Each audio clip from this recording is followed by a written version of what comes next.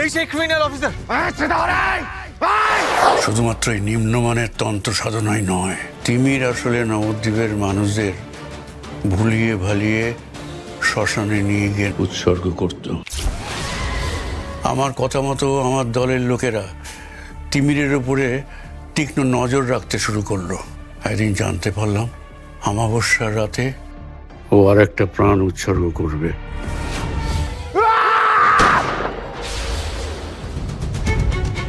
এই সেই criminal officer, ওকে এক্ষুনি অ্যারেস্ট করুন।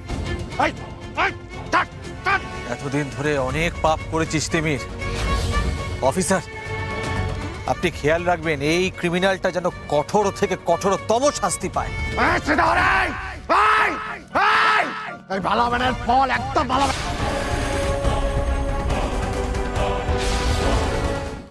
আজই ডাউনলোড করুন আর এনজয় করুন আপনার পছন্দের শো।